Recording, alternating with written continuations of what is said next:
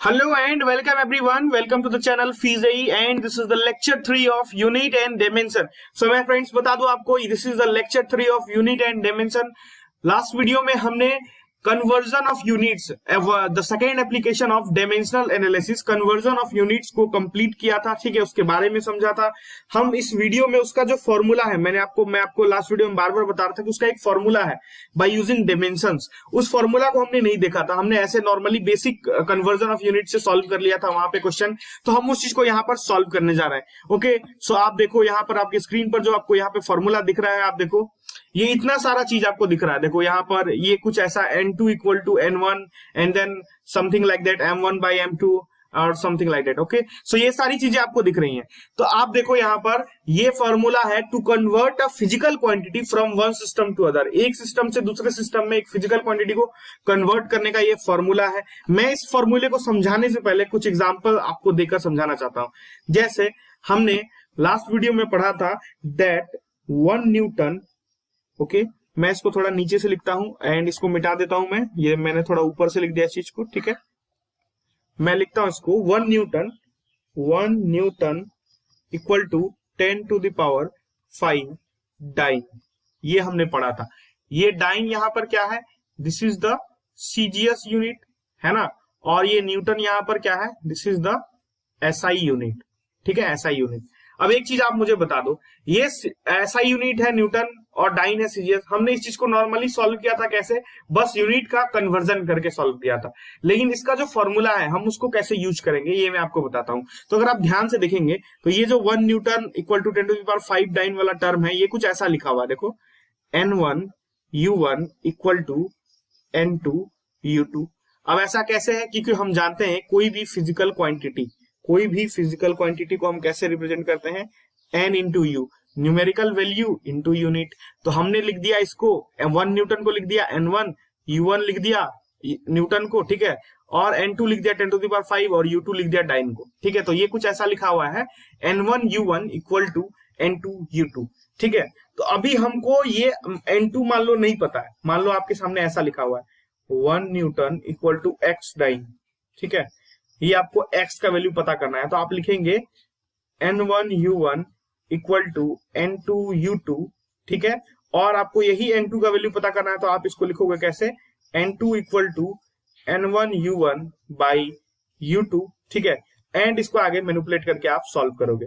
तो देखो ये तरीका है डायमेंशन यूज करने का। तो मैं आपको बता दूं यहां पर जो भी चीजें हम लोग पढ़ेंगे, ठीक है, यहां पर हम लोग जो भी चीजें पढ़ेंगे, यहां पर आपको एक गिवन क्वांटिटी होगी। जैसे मैं बता दूं यहां पर फॉर्मूला कैसे यूज करना है मैं इसको बता रहा हूं। ओके, सो आपको एक क्वांटिटी गिवन होगी, मान लो x एक क्वांटिटी गिवन होगी आपको, फिजिकल क्वांटिटी।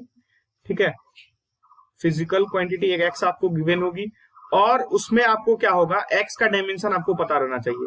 ठीक है, तो आपको x का डायमेंशन फाइंड कर लेना है वहां पर। ठीक है, आपसे क्वेश्चन पूछा जाएगा कि इस फिजिकल क्वांटिटी का एक सिस्टम है, मान लो यहां पर लिख दिया हमने, मैंने यहां पर लिख दिया 1 सिस्टम। ठीक है, और यहां पर लिख दिया अदर सिस्टम। आपको एक सिस्टम से दूसरे सिस्टम में उसका यूनिट पूछा जाएगा।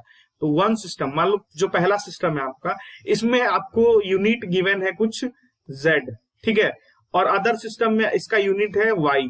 तो आपको पूछा जाएगा how many z equal to how much y। ठीक है, ये आपको पूछा जाएगा। तो आपको एक फिजिकल क्वांटिटी गिवन होगी, कैसी फिजिकल क्वांटिटी, x। ठीक है, और उसका डायमेंशन आपको पता रहना चाहिए, और यहाँ पर आपको एक सिस्टम दिया रहेगा, दूसरा सिस्टम दिया रहेगा, एंड आपको वहां पर फाइंड करके बतलाना है कि ये कैसे फाइंड होगा। तो अब मैं आपको बताने जा रहा हूं कि ये फॉर्मूला क्या है। अब आप इस फॉर्मूला को आसानी से समझ सकते हैं। तो ठीक है, हम लोग स्लाइड की ओर चलते हैं। देखो आप, to convert a physical quantity from one system to the other. ठीक है, अभी मैं इस चीज को पढ़ के आपको समझाता हूं। If a physical quantity x has a dimensional formula m raise to a l raise to b t raise to c। मान लो आपके पास एक फिजिकल क्वांटिटी गिवन है जिसका डायमेंशनल फॉर्मूला है m raise to a l raise to b and t raise to c, यानी mlt के term में दिया हुआ है उसका डायमेंशनल फॉर्मूला। ठीक है, और उसी फिजिकल क्वांटिटी के डिराइव्ड यूनिट्स, ठीक है, 2 सिस्टम में आपको दिए हुए हैं। यहां पर एक है m1 power a l1 power b and t1 power c, and दूसरा जो है m2 power a l2 power b and t2 power c। और यहाँ पर N1 एंड N2 उन दोनों के अलग अलग सिस्टम में न्यूमेरिकल वैल्यूज आपको गिवन है, तो आप लिख सकते हैं N1 U1 equal to N2 U2, ठीक है। और N1 और U1 के जगह आप क्या लिख सकते हैं, क्योंकि U1 क्या है, यूनिट है, तो आप यूनिट को कैसे लिखेंगे, फंडामेंटल के तौर पे। तो आप देखो यहाँ फंडामेंटल क्वांटिटी के तौर पे लिख दिया गया है MLT के फॉर्म में U1 को, एंड N2 को भी U2 को किस तरह लिखा गया है, M2 L2 T2, ठीक है। तो आप यहां से अगर N2 को मैनिपुलेट करेंगे तो आप यहां पर देखो N1 ये आ गया आपको M1 by M2 to the power A, L1 by L2 to the power B and T1 by T2 to the power C। तो बेसिकली ये फॉर्मूला में हर किसी को कंफ्यूजन हो जाता है कि ये फॉर्मूला क्या है, नहीं है, कैसे सॉल्व करना है, नहीं करना है। तो मैं जब आपको अभी एक एग्जांपल सॉल्व करके दिखाऊंगा तो आपको ये और भी ज्यादा क्लियर होगा। ओके फ्रेंड्स, तो हम लोग बढ़ते हैं एग्जांपल सॉल्व करने की ओर। आप देखो मैं फिर से वही क्वेश्चन लेकर आया हूं आपके पास, कन्वर्ट 1 जूल टू अर्जेस। देखो 1 जूल को आपको अर्जेस में कन्वर्ट करना है, लेकिन उस सिंपल प्रोसेस से नहीं जिसमें हमने प्रीवियस वीडियो में सॉल्व करा था। इस बार आपको फॉर्मूला का यूज करके प्रूफ करना है इस चीज को कि कितना अर्ज होता है 1 जूल में। तो मैं उसको प्रूफ करने जा रहा हूं। आप देखो ये जूल है, ये अर्ज, तो यहां पर किस चीज की बात हो रही है, तो यहां पर बात हो रही है एनर्जी की, ठीक है। एनर्जी की बात हो रही है तो उसका डायमेंशन आपको पता होना चाहिए, ml² T⁻², ये है एनर्जी का डायमेंशन। ओके, तो आपको ये पता रहना चाहिए। तो मैंने आपको बताया था जैसे एक फिजिकल क्वांटिटी आपको गिवन होगी, यहां पर क्या गिवन है, एनर्जी, एक फिजिकल क्वांटिटी, ठीक है, और ये फिजिकल क्वांटिटी का आपको डायमेंशन पता होना चाहिए। अब आपको कहां से जाना है, 1 जूल से अर्ज में जाना है, यानी आपको SI से कहां जाना है, CGS में जाना है। तो आप इधर लिखो SI सिस्टम एंड आप इधर लिखेंगे CGS सिस्टम, ठीक है। यहां पर आप लिखो, मैं इसको मिटा देता हूं, 1 सेकेंड, यहां मैंने D लिख दिया, ठीक है। आपको क्या करना है, यहां पर आपको जाना है CGS सिस्टम में, ठीक है। तो आप यहां पर लिखेंगे CGS मैंने लिख दिया, ठीक है। अब एक चीज बताओ, SI सिस्टम में यहां पर देखो आप M1 का वैल्यू, SI सिस्टम में मास का वैल्यू क्या होता है बताओ, kg में होता है। L1 लेंथ का वैल्यू क्या होता है बताओ, तो ये होता है, लेंथ का वैल्यू होता है मीटर में, और टाइम T1 का वैल्यू क्या होता है, सेकेंड में, ठीक है। CGS में क्या होता है, M2 का वैल्यू क्या होता है बताओ, तो M2 का वैल्यू होता है बताओ, ये होता है ग्राम में। L2 जो लेंथ है आपका वो किस में होता है, वो होता है सेंटीमीटर में, और जो आपका टाइम है वो आपका सेकेंड में ही रहता है। तो आपको बेसिकली kg मीटर पर सेकेंड को ग्राम सेंटीमीटर पर सेकेंड में, ग्राम सेंटीमीटर और सेकेंड में चेंज करना है, ठीक है। तो आपको यही चेंज करना है। तो इसके लिए आप क्या करोगे, देखो फॉर्मूला आपको क्या गिवन था, और N1, ठीक है, N1 का वैल्यू मान लो आप यहां पर 1, और N2 का वैल्यू आपको फाइंड करना है। तो ये फॉर्मूला आपके पास क्या गिवन था, आपके पास फॉर्मूला गिवन है, देखो N2 इक्वल टू N1, और उसके बाद यहां पर देखो आप M1 by M2, L1 by L2 and T1 by T2, and इस पे जो पावर होगा ये इसका डायमेंशन होगा, ठीक है। ये इसका डायमेंशन का जो पावर है, यानी यहाँ पर पावर क्या है, 1 है, M पे, L पे पावर क्या है, 2 है, T पर पावर क्या है, -2 है। तो यहां से आप ABC का पावर लिखो, A का पावर है 1, B का पावर है 2, और C का पावर है यहाँ पर -2। तो यहाँ पर ABC लिखा हुआ था, आपने देखा था फॉर्मूला में, तो आप इसको यहाँ पर लिख सकते हैं 1, 2 और यहाँ पर -2, ठीक है। और आपको M1 M2 का वैल्यू पता है, L1 L2 का वैल्यू पता है, T1 T2 का वैल्यू पता है, तो आप इसको अब बेसिकली सॉल्व कर दो। तो मैं इसको मिटा करके एक बार फिर से आपके सामने सॉल्व कर देता हूं, ठीक है। सॉल्व कर देता हूं मैं इस चीज को। तो देखो हमारे पास है यहां पर देखो N2 इक्वल टू N1 और M1 बाई M2। तो M1 हमारा था क्या, 1 kg, M2 क्या था, 1 ग्राम, ठीक है, और इसका पावर क्या था, 1 था, ठीक है। उसके बाद L1 बाई L2, तो L2 हमारे पास था यहाँ पर, आप देखो L2 था हमारे पास 1 मीटर, और ये था 1 सेंटीमीटर, ठीक है। तो इसका पावर क्या था, स्क्वायर, एंड उसके बाद जो आपका ये T1 बाई T2 है, तो ये था सेकेंड बाई सेकेंड का पावर -2, ठीक है। तो आप देखो यहाँ पर N2 इक्वल टू N1, आप देखो ये 1 kg को आप ग्राम में चेंज कर दो, तो आप क्या लिखोगे, 1000 ग्राम। चूंकि हमें CGS में जाना है इसीलिए हम इस चीज को ग्राम में चेंज कर रहे हैं। और ये नीचे 1 ग्राम, ठीक है, और 1 मीटर यानी 100 सेंटीमीटर बाई 1 सेंटीमीटर, ठीक है, और ये सेकंड बाई सेकंड तो कट गया, ठीक है, तो ये तो आपके सामने कैंसिल हो गया। अब एक चीज बताओ, ये ग्राम और ये ग्राम चला गया, सेंटीमीटर सेंटीमीटर चला गया, ये स्क्वायर था उसके ऊपर, तो ये देखो यहाँ पर है 3, यहाँ पर 3 जीरो है और यहाँ पर 2, उसका स्क्वायर यानी 4 टोटल, तो टोटल कितने हो गए, n1 into 10 to the power 7, n2 equal to, n1 का वैल्यू है अपना 1 into 10 to the power 7, that is 10 to the power 7, यानी 1 जूल में 10 टू द पावर 7 अर्ज होता है। यही बेसिकली बताया गया है। N2 का न्यूमेरिकल वैल्यू आपको कैलकुलेट करके आ गया। तो ये देखा आपने, हमने फॉर्मूला का यूज करके कैसे इस चीज को प्रूव किया है। फ्रेंड्स, आप आई होप आपको ये समझ आया होगा। ये थोड़ा लेंदी प्रोसेस है, बट मैंने जो आपको लास्ट वीडियो में जो बताया था कि कैसे सॉल्व करना है using simple conversion of units, तो आप उस प्रोसेस से अगर सॉल्व करेंगे तो ये सारी चीजें आपको और भी ज्यादा बेहतरीन ढंग से क्लियर होंगी। और वही प्रोसेस आप अपनाए, ये बहुत लेंदी हो जाता है, ठीक है, वो उससे आसानी से आपको सॉल्व कर सकते हैं आप किसी भी चीज को। Okay, now coming to the next point, deducing relation among the physical quantities. देखो, this is the third application of dimensional analysis, deducing relation among the physical quantities. किसी भी फिजिकल क्वांटिटी के बीच का रिलेशन आप पता कर सकते हैं यूजिंग डायमेंशनल एनालिसिस। यानी किसी भी फिजिकल क्वांटिटी के बीच का रिलेशन क्या होता है, फॉर्मूला होता है। तो आप कह सकते हैं कि फॉर्मूला आप डिराइव कर सकते हैं यूजिंग डायमेंशनल एनालिसिस। बस बट इसमें भी एक कंडीशन है कि आप डायमेंशन का वैल्यू फाइंड नहीं कर सकते हैं, सॉरी, कांस्टेंट का वैल्यू फाइंड नहीं कर सकते हैं। तो ये कांस्टेंट का वैल्यू आप फाइंड नहीं कर सकते, this comes under the category limitations of dimensional analysis. तो उस चीज को वहां हम लोग देखेंगे, बट यहां पर हम लोग नॉर्मली फॉर्मूला डिराइव करने पे ध्यान देंगे कि कैसे फॉर्मूला को डिराइव कर सकते हैं। ओके, सो ये थर्ड एप्लीकेशन है डायमेंशनल एनालिसिस का। सो हम लोग इसको एक एग्जाम्पल के तौर पे समझेंगे कि कैसे हम लोग दो फिजिकल क्वांटिटीज के बीच का रिलेशन को निकाल सकते हैं यूजिंग डायमेंशनल एनालिसिस। और दूसरे शब्दों में अगर आप कहें तो हम कैसे फॉर्मूला डिराइव कर सकते हैं यूजिंग डायमेंशनल एनालिसिस। तो इस चीज को हम लोग समझते हैं। तो हम लोग बढ़ते हैं एक क्वेश्चन की ओर। आप क्वेश्चन देखो स्क्रीन पर, the heat produced in a wire carrying an electric current. एक वायर है आपके पास जिसमें से इलेक्ट्रिक करंट पास हो रहा है, तो उसमें जो हीट प्रोड्यूस हो रहा है वो डिपेंड करता है करंट पे। देखो लिखा हुआ है depends on the current, the resistance पे डिपेंड करता है, एंड द टाइम पे भी डिपेंड करता है, कितना टाइम के लिए करंट पास हो रहा है, ठीक है। तो वो जो हीट प्रोड्यूस है उस पर भी डिपेंड कर रहा है। तो इसमें आपको बताना है, देखो, assuming that the dependence is of product of powers type. आपको ऐसा एज्यूम करना है कि जो डिपेंडेंस है वो as a product of power type है। ये मैं आपको बताऊंगा ये क्या बोल रहा है, ठीक है। Gas an equation between these quantities using dimensional analysis, ठीक है। आपको डायमेंशनल एनालिसिस यूज करके इन क्वांटिटीज के बीच का रिलेशन को फाइंड करना है। और आपको रेसिस्टेंस का डायमेंशनल फॉर्मूला गिवन है, और हीट के बारे में बताया गया है कि heat is a form of energy. तो आप इस क्वेश्चन को कैसे सॉल्व करेंगे ये मैं आपको बता रहा हूं।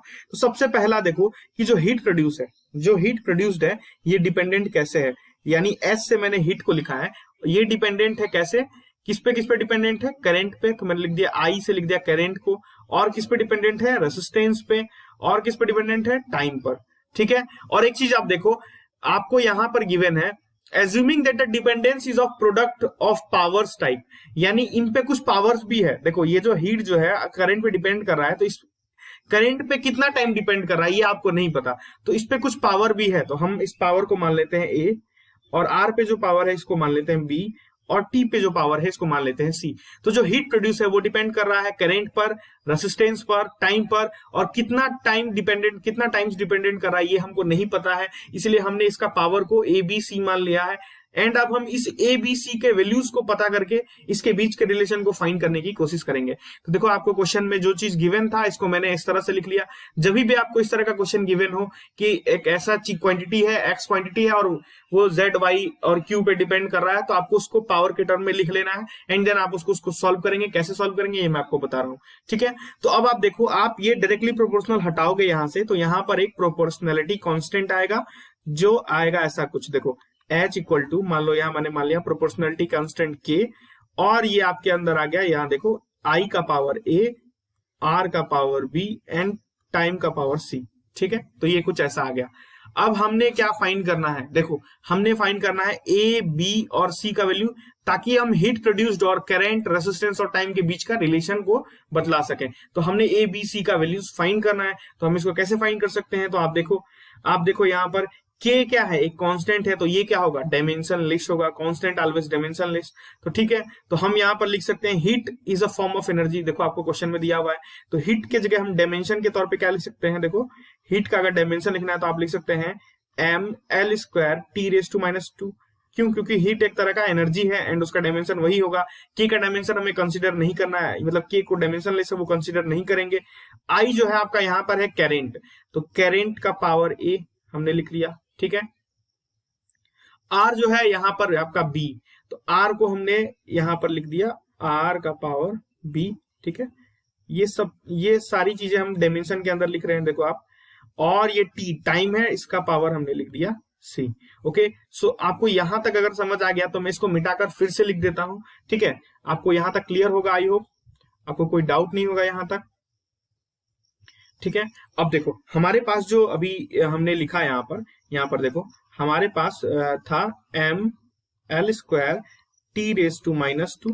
ठीक है, हीट इक्वल टू आई का पावर ए, यानी करंट का पावर ए दिया हुआ था, तो ये देखो हमने लिख दिया ऐसे आई का पावर ए, और आर का पावर बी था। तो आप देखो आर जो है क्या है? रेसिस्टेंस, और रेसिस्टेंस का डायमेंशन आपको गिवन है, देखो ml² I-2 T⁻²। तो हमने यहाँ रेसिस्टेंस की जगह पे इसका डायमेंशन लिख लिया। यहाँ पर देखो ml² I का पावर -2 T का पावर -3 एंड उसका पावर क्या गिवन था आपको? ये उसका पावर गिवन था b एंड t का पावर c एक लास्ट आपको गिवन था, ऐसा कुछ।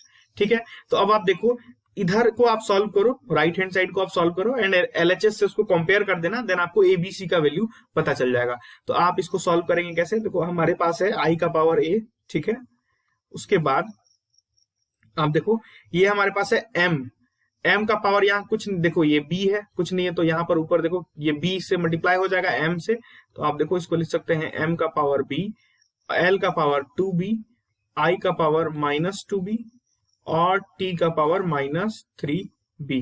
ठीक है, ये हमने लिख लिया ऐसे, और ये है t का power c।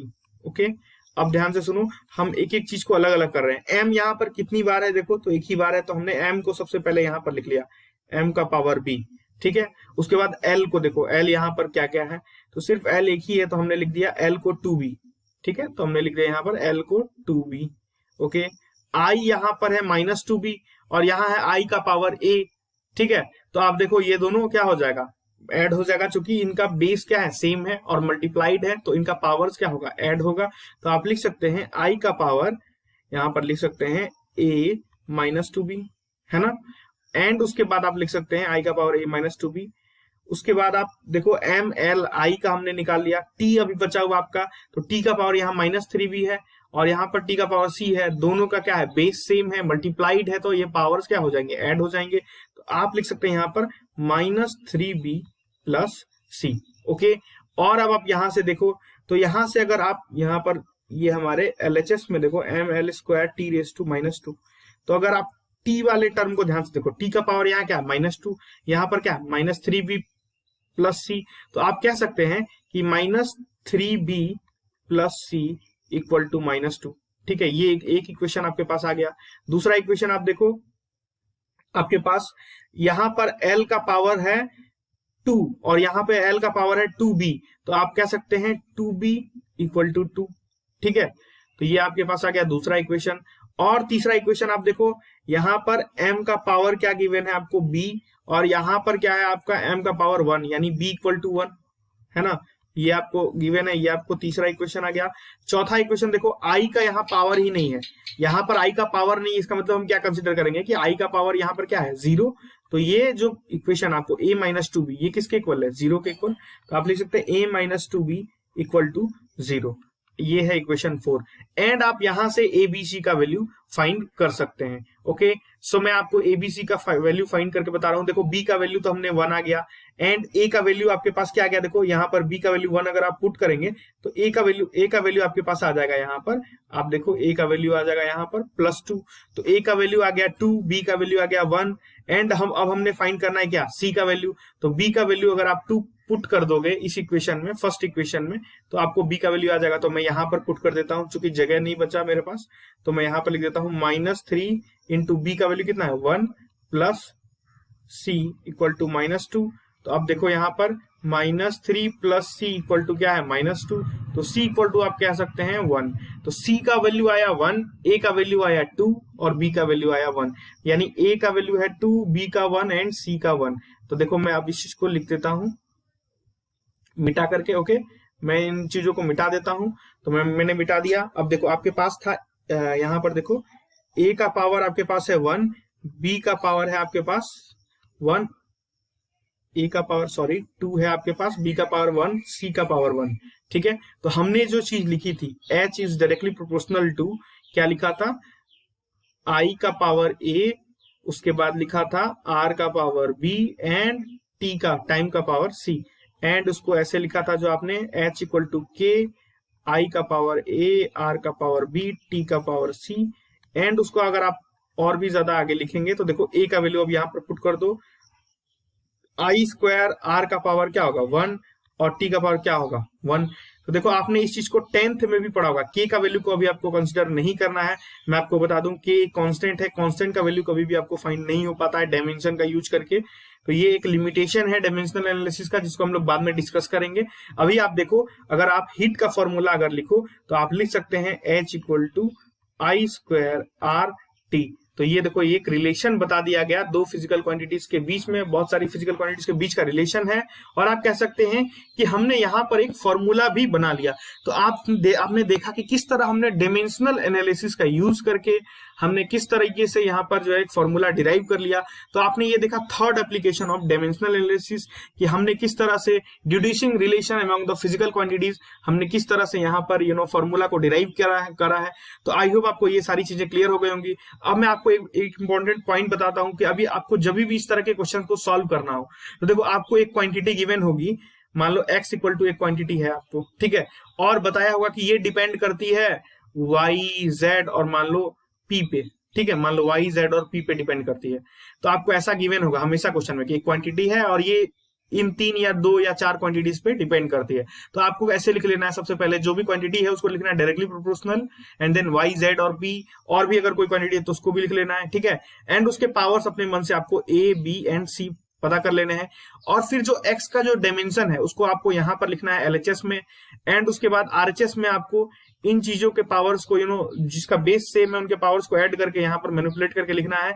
And by comparing, उसके बाद आप कंपेयर करो उस चीज को, ठीक है, बाय कंपेयर करो आप, जैसे कंपेयर करेंगे उस चीज को आप, तो आपको you will get A B and C, A B और सी का वैल्यू आपको पता चल जाएगा, एंड वहां से आप रिलेशन इजिली फाइंड कर सकते हैं। सो आई होप आपको ये सारी चीजें क्लियर हो गई होंगी कि किस तरह हमने डायमेंशनल एनालिसिस का यूज करके फॉर्मूलाज को डिराइव किया है।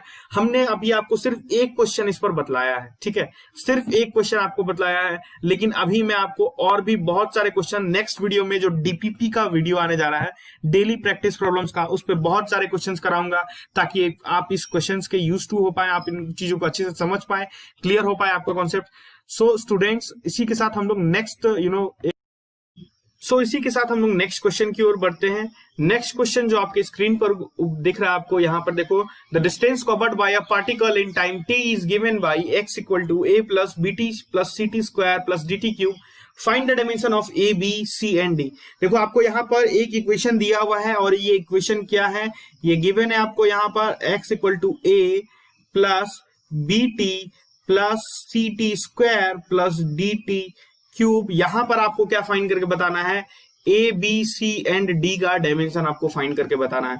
तो यहां पर देखो डिस्टेंस है x इक्वल टू आपको गिवन है क्वेश्चन में डिस्टेंस, यहाँ पर लिखा हुआ है the distance covered bye particle, यानी x क्या है, डिस्टेंस। तो x का अगर आप डायमेंशन फाइंड करो यहां से, तो x का डायमेंशन आप क्या बता सकते हैं, x का डायमेंशन l के इक्वल है। और यहां से अगर आप a का डायमेंशन अगर फाइंड करें तो a का डायमेंशन भी क्या होगा, l के इक्वल ही होगा। bt जो यहां पर दिख रहा है आपको, दो टर्म तभी ऐड हो सकते हैं जब उनका डायमेंशन सेम है, तो यानी bt का डायमेंशन भी क्या होगा, l के इक्वल। ct स्क्वायर का भी डायमेंशन l के इक्वल एंड dt क्यूब का भी डायमेंशन l के इक्वल। तो आप यहां से अब इजीली abcd का डायमेंशन निकाल सकते हैं। a का हमने फाइंड कर लिया, bt इक्वल टू हम क्या लिखेंगे बताओ, चूंकि bt इक्वल टू लिखेंगे l, यहाँ प्रिंसिपल ऑफ होमोजेनिटी का यूज कर रहे हैं हम। तो आप देखो यहाँ पर आपको b का जो डायमेंशन है वो क्या आ जाएगा, l बाई t है ना, या lt इनवर्स आप लिख सकते हैं। उसके बाद देखो ct स्क्वायर का डायमेंशन भी किसके इक्वल होगा, L के इक्वल, क्योंकि हम जानते हैं प्रिंसिपल ऑफ होमोजेनिटी से कि जब दो क्वांटिटीज ऐड होती हैं या सब्ट्रैक्ट होती हैं तो उनका डायमेंशन क्या होता है, सेम होता है। तो यहां से अगर हम लोग C का डायमेंशन फाइंड करें तो ये क्या आ जाएगा, L बाई टी स्क्वायर। मैं इसको इसके अंदर ब्रैकेट के अंदर लिख देता हूं। देन उसके बाद dt क्यूब का भी जो डायमेंशन होगा वो किसके इक्वल होगा, L के इक्वल होगा।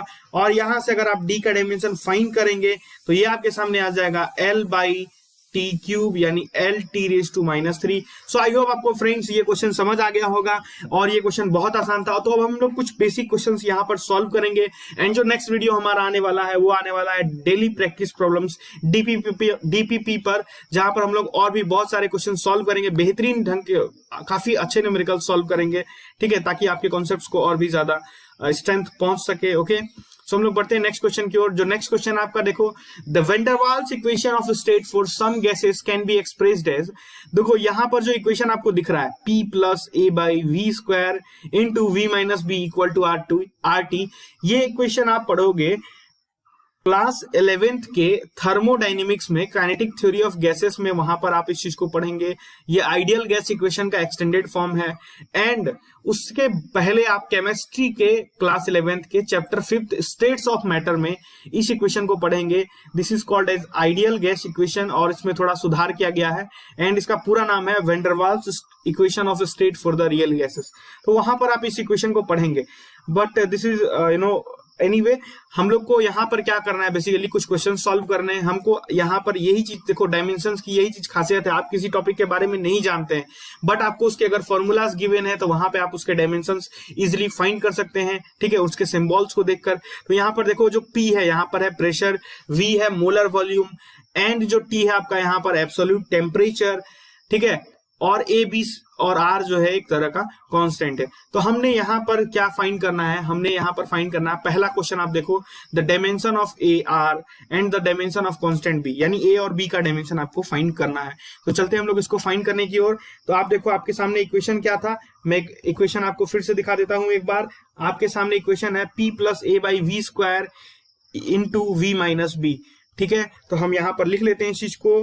हमारे पास इक्वेशन है P plus A by V square into V minus B equal to R T.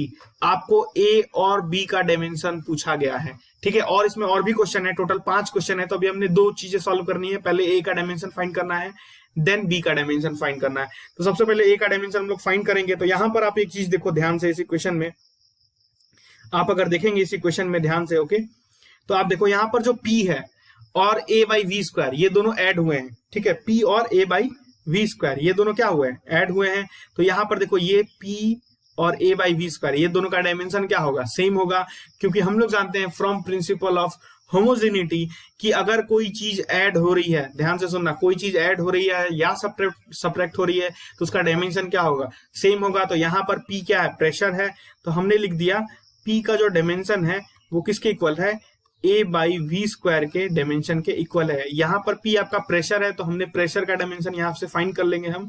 Pressure होता है फोर्स बाई एरिया एंड यहाँ पर फोर्स का डायमेंशन क्या होता है, mlt रेज टू -2। एरिया का डायमेंशन होगा क्या बताओ, L स्क्वायर। तो ये L एक L कट गया यहाँ पे, तो आप प्रेशर का डायमेंशन क्या ले सकते हैं, ml-1 t रेज टू -2, ठीक है। और यही चीज हम यहाँ पर पुट कर देंगे, तो हम लिखेंगे ml-1 t रेज टू -2, ठीक है, equal to A dimension of A by dimension of V square. V यहाँ पर क्या है, वॉल्यूम है, यानी वॉल्यूम यानी L क्यूब का स्क्वायर। तो यहाँ पर हमने लिख दिया L क्यूब का स्क्वायर तो यहां से अगर आप ए का डायमेंशन फाइंड करेंगे तो ये आपको आ जाएगा m l minus 1 t minus 2 into ये आपको आ जाएगा यहाँ पर l to the power 6 and जब आप इसको सॉल्व करोगे तो ये आएगा m l raise to 5 t raise to minus 2। So I hope students आपको ये सारी चीजें क्लियर हो गई होंगी कि किस तरह से हमने ए का डायमेंशन फाइंड करा है। अब हम बी का डायमेंशन फाइंड करने जा रहे हैं। तो यहाँ पर ध्यान से देखो, ये जो v है, v क्या है, वॉल्यूम, और b है यहाँ पर, यानी v और b का डायमेंशन क्या होगा, सेम होगा, क्योंकि एक क्वांटिटी जब दूसरे क्वांटिटी से सबट्रैक्ट हो रही है या ऐड हो रही है तो उनका डायमेंशन क्या होता है, सेम होता है। तो v का डायमेंशन क्या है, l क्यूब, यानी b का भी डायमेंशन जो है वो क्या होगा, l क्यूब, वॉल्यूम का ही डायमेंशन होगा b का भी। सो हमने यहाँ पर a और b का डायमेंशन फाइंड कर लिया है। तो हम लोग बढ़ते हैं उसी क्वेश्चन में नेक्स्ट क्वेश्चन की ओर। उसी क्वेश्चन की बात हो रही है, यहाँ पर तीसरा क्वेश्चन दिया है, which of the following does not have same dimensional formula as that of RT। इनमें से कौन से ऑप्शंस में, तीसरा जो क्वेश्चन है, इनमें 4 ऑप्शन गिवन है आपको, तो इनमें से किस ऑप्शन में जो RT का जो डायमेंशनल फॉर्मूला है वो सेम नहीं है इन चारों का, ठीक है। तो आपको यही बतलाना है यहाँ पर। तो आप इसको कैसे बतलाएंगे, तो देखो सबसे पहले हमने उस इक्वेशन को यहाँ पर लिख लिया। देखो हमारे पास इक्वेशन क्या था, p plus a by V square into V minus B equal to RT, ठीक है। आपको उन ऑप्शंस को चूज करके बताना है कि उनमें कौन सा RT के डायमेंशन के इक्वल नहीं है, ठीक है। तो सबसे पहले हम इसको थोड़ा मैनिपुलेट करते हैं आगे। तो आप देखो इन दोनों को हम मल्टीप्लाई कर देंगे, इन दोनों टर्म्स को। तो आप लिख सकते हैं यहाँ पर PV plus AV by V square minus PB minus AB by V square equal to RT, ठीक है। हमने इन दोनों टर्म को बेसिकली क्या किया, मल्टीप्लाई कर दिया। तो यहां से एक v से एक v यहाँ कट गया। तो आप लिख सकते हैं यहाँ PV plus A by V minus PB minus AB by V square equal to RT। अब ध्यान से सुनो, यहाँ पर PV का डायमेंशन किसके इक्वल होगा, AV के डायमेंशन के इक्वल होगा, और PB का डायमेंशन किसके, ये चारों चीजें का डायमेंशन क्या होगा, एक दूसरे के इक्वल होगा, क्योंकि ये चारों चीजें क्या हो रही हैं, एक दूसरे के साथ ऐड और सब्ट्रैक्ट हो रही हैं। तो फ्रॉम प्रिंसिपल ऑफ होमोजेनिटी ये चारों टर्म्स जो आपको LHS में दिख रहे हैं, इन सब का डायमेंशन क्या है, सेम, और उन चारों का डायमेंशन किसके इक्वल होगा, RT के इक्वल होगा। तो हम लोग क्वेश्चन की ओर फिर से चलते हैं। क्वेश्चन क्या था हमारा, इनमें से कौन सा ऑप्शन में सेम डायमेंशन नहीं है, RT के जैसा सेम डायमेंशन नहीं है। तो आप यहाँ पर जो हमने सॉल्यूशन निकाला है, देखो यहाँ पर हम लिख सकते हैं कि जो RT है, यहाँ पर देखो आप, ये जो RT है इसका डायमेंशन किसके किसके इक्वल है, आप लिखो। तो इसका डायमेंशन है PV के इक्वल, और इसका डायमेंशन है A बाई वी के इक्वल, और इसका डायमेंशन किसके इक्वल है, PB के इक्वल, एंड किसके इक्वल है, AB बाई वी स्क्वायर के इक्वल, ठीक है। तो अब हम ऑप्शन चेक करते हैं। पहला ऑप्शन है PV, तो क्या RT का डायमेंशन PV के इक्वल है, तो आप देखो RT का डायमेंशन PV के इक्वल है, पहला ही आपको दिख रहा है यहाँ पर, ठीक है। दूसरा ऑप्शन चेक करो, PB क्या इक्वल है RT के डायमेंशन के इक्वल, तो आप देखो PB भी इक्वल है। थर्ड वाला आप देखो यहाँ पर, ये वाला, ठीक है, ये भी इक्वल है, ये भी इक्वल है। एंड उसके बाद फिर से चेक करते हैं third option, A by V square, क्या A by V square RT के डायमेंशन के इक्वल है, तो हमने लिखा A by V square RT के डायमेंशन के इक्वल नहीं है। देखो यहाँ पर चौथा ऑप्शन आप फिर से एक बार चेक कर लो, AB बाई वी स्क्वायर क्या RT के इक्वल है, तो AB by V square RT के इक्वल तो है, आपको दिख रहा है यहाँ पर, ठीक है। लेकिन A बाई वी स्क्वायर का डायमेंशन ये RT के डायमेंशन के इक्वल नहीं है। तो आपको ऑप्शन सी यहाँ पर दिख रहा है, A बाई वी स्क्वायर जो RT के डायमेंशन के इक्वल नहीं है। यहाँ पर हमने जो इक्वेशन लिखा उनमें कहीं भी A by V square RT के इक्वल नहीं है, AB by V square RT के इक्वल है। तो हमने ऑप्शन सी में यहाँ पर टिक लगा दिया, क्योंकि ऑप्शन सी हमारा जो है करेक्ट आंसर है। चौथा क्वेश्चन है, the dimensional representation of AB by RT, AB by RT का डायमेंशनल रिप्रेजेंटेशन क्या होगा, ठीक है। तो AB बाई RT का डायमेंशनल रिप्रेजेंटेशन क्या होगा, उसके लिए हम लोग इस स्क्रीन पे चलते हैं, एंड मैं इसको या इस लिंक को मिटा देता हूं। एंड फिर से आप देखो क्वेश्चन क्या है, dimensional representation of AB by RT, ठीक है। तो AB बाई RT का डायमेंशनल रिप्रेजेंटेशन हमारे पास, चलो अब हम आ जाते हैं फिर से स्क्रीन पर।